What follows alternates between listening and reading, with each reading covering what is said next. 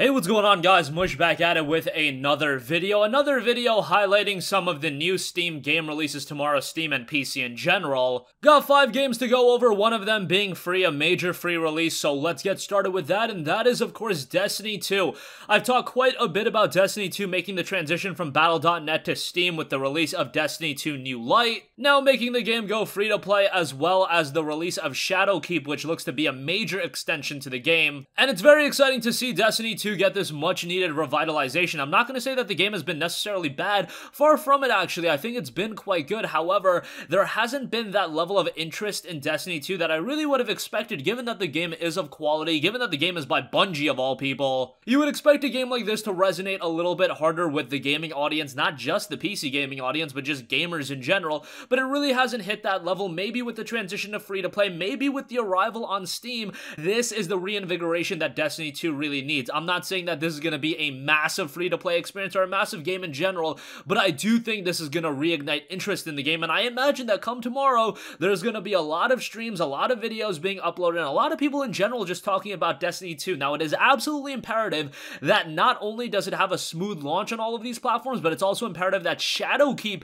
is a quality expansion. But ultimately, they do want you to invest into the game, spend your money, because it is a business at the end of the day, and they want you to buy Shadowkeep. They want you to even go back and buy Forsaken, but they've done a really good job in allowing you to play the contents of Shadowkeep without having Forsaken. I think that's a really good idea, given that tomorrow a lot of people are going to check out Destiny 2 for the first time, and what is going to be the talk around the gaming town is going to be about Destiny 2 Shadowkeep. So if you did it in a way where you would have to play Destiny 2 the free-to-play, then you would have to buy Forsaken, and then you could get to Shadowkeep, that would have been really bad. Because you're offering a way to get right into Shadowkeep, I think that's a lot better. Ideally, I would have liked to have the Forsaken content for free, but that's just me being a little bit greedy. I'll take what I can get as far as Destiny 2 goes, and make sure you guys carry over your content. For those of you that have played Destiny 2, make sure you guys get on board with the preload, because it is a significant download. I believe in the ballpark of 80 gigabytes, and the system requirements are suggesting 105 gigabytes. I imagine that's if you download the expansion and all that kind of stuff. As far as performance goes, Destiny 2 is a marvelous PC port, and it runs really, really well. So from that standpoint, this is going to be a good release, and it going free to play is something that I believe is much needed. Alright, moving on from that, we've also got another major release. However, this one comes out tomorrow with a caveat. That is Tom Clancy's Ghost Recon Breakpoint.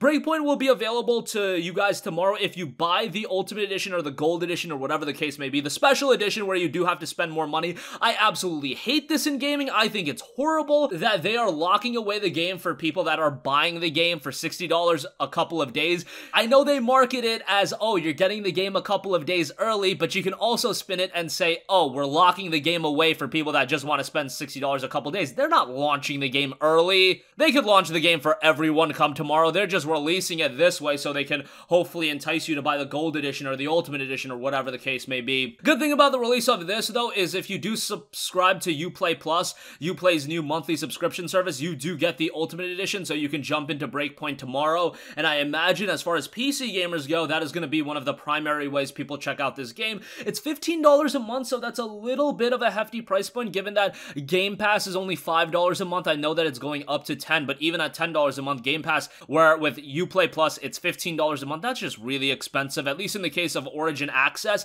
it's got a deeper library of games, and I believe you could pay for a year for $100. If Uplay Plus had something like that, I do think it'd be a little bit more enticing, but at this point, you gotta pay $180 for a year. That is just a lot of money for a subscription service, and I don't know how many people are gonna pick that up. Nonetheless, if you want to sign up for a month, play Breakpoint, see what it's all about, get your fix out of that game, and then move on, that's not a bad way to do so. Essentially, you're paying $15 for a rental at that point. I would ideally like to have a one-year subscription for $100 a year, because I probably would sign up for that. Look, I'm gonna play Breakpoint, I want to play Gods and Monsters, I want to play Watch Dogs Legion, and I want to play a couple of the other Ubisoft games, and I think subscription services offer quality value to do that. Of course, you also get all of the Ubisoft back catalog of games, but in the case of Breakpoint, let's keep it centered around this. This is, of course, the follow-up to Wildlands, and I played a little bit of the beta, and I wasn't as enamored with this game as I was with Wildlands. However, given that Ubisoft games recently have had a similar MO in that they release in one state, and then the idea is, let's keep updating it, let's keep releasing new content, and hopefully it'll be a far more compelling experience a year down the line.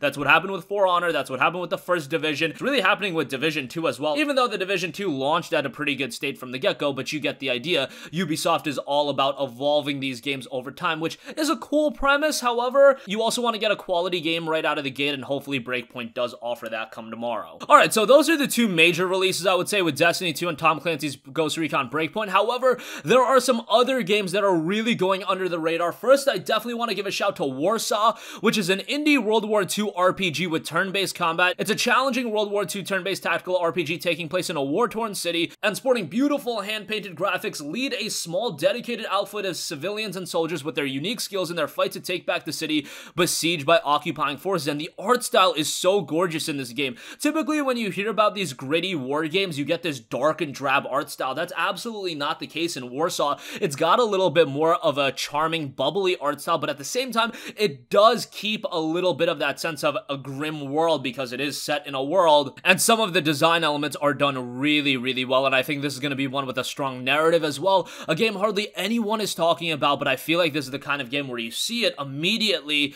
you're captivated by it, and I really want to see how this turns out. Hopefully it does well. Reminds me a lot of some of the Ubisoft games like Valiant Hearts Great War or even Child of Light for being that like emotional game. That's just the sense I'm getting from it. But whatever the case may be on that, we don't have a price point for it yet. I do think if it's released at $14.99 or $19.99, that would be perfect. Anything more than that might be a little bit pricey, but it depends at the end of the day how much content is in the game. And so far, what I'm seeing out of Warsaw, I'm really, really liking. Alright, moving on from that, we also have NeoCab, another game that's hardly getting any attention, but how about an adventure cyberpunk title? Yes, obviously, cyberpunk in the news these days because of Cyberpunk 2077, but it's a genre that's been around for a little bit, and others can utilize this setting as well. And this one's a really interesting game with emphasis on its story and decision-making. And note, stay human in a world overcome by automation. Play as Lena, one of the last human driver for hire on the streets of Los Ojos. Your friend and only lifeline has gone missing with no money and nowhere to stay. The only thing you can do is keep driving. From the NeoCab app, you'll choose your passengers and navigate the city grid, connect and converse with them as you drive to their destination. You'll need to maintain your perfect rating to stay on the road,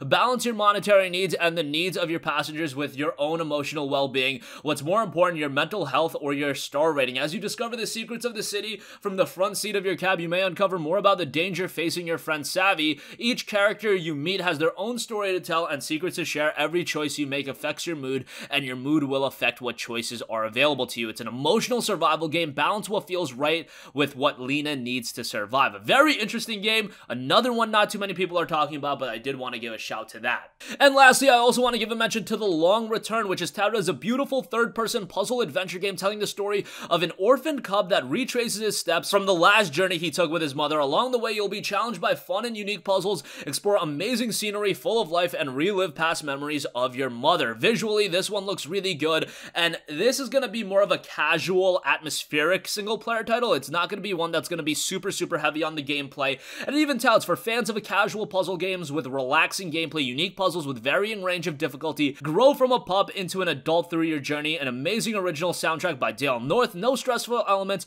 focus is on relaxing gameplay and beautiful scenery. It is a shorter game at 2 to 3 hours, so pricing on this one is going to be very, very important. And by the way, the price was revealed, and it's just going to be $9.99, and it'll launch with a 10% off discount. So $9 for this one right out of the gate, and I do think this is going to be a quality title to check out if you do want a rather atmospheric, casual, chill game to play. The Long Return is going to be one right up your alley. And that's going to conclude this video, guys. I'm really enjoying doing these videos because not only do I get to talk about some of the bigger game releases that are coming out, whether it be a Destiny 2 or a Ghost Recon Breakpoint, but I get to bring attention to games like Warsaw, which not too many people are talking about. NeoCab is going to be a game that I highly expect it's going to come out and then it's going to get completely forgotten about, so I wanted to bring some attention to that because it looks like a rather good game. And The Long Return, if you're into more casual, chill experiences, that's going to be one for you. A lot of you guys seem to appreciate yesterday's video where I highlighted games like Mutazion and other titles like that. Obviously, I'm going to talk about the bigger games in this series because there's so much to dissect with a release like Destiny 2 and it going free to play, Ghost Recon Breakpoint, part of Tom Clancy and Ubisoft as a major publisher, but there's also these games like Warsaw, NeoCab, and The Long Return that I think, while they might not be worth picking them up day one, they are games to add to your wish list. Maybe they'll appear suddenly in a humble bundle and you think, hey, I heard Mush talk about that game, that looked rather interesting, maybe I'll check it out that way. Whatever the case may be, just want to bring some attention to these games as gaming on Steam especially moves so quickly that we move on to the next game right away. I mean, how many people are still talking about The Surge 2 or Code Vein? It's really a release happens, you've got 24 to 48 hours to shine, and then it's on to the next release. That's how things move these days. But nonetheless, that's gonna conclude this video. Let me know if you guys are picking up any of these games tomorrow, whether it be trying out Destiny 2 for free, whether it be adding games like Warsaw and NeoCab to your wish list. Definitely interested to hear from you guys. That's gonna wrap up this video. If you guys have a request for a future video, leave that in the comments as well, and I will catch you guys in the next one. Peace out. Hey, what's going on, guys? Mush here again. Hope you enjoyed the video. As you guys might know, YouTube's notification system is sometimes a little bit wonky, even if you're subscribed to the channel. Maybe you're not abundantly aware that I uploaded a video. To remedy that situation, make sure you hit the bell notification button. This way, whenever I upload a new video, and I try to upload as consistently as possible, you will be notified directly of the upload, and you can watch it as soon as it goes live. I would really appreciate if you guys hit that button so you can stay up to date with all of the content I'm posting. But as always, guys, thanks for watching, and I'll catch you guys in the next one. Peace out.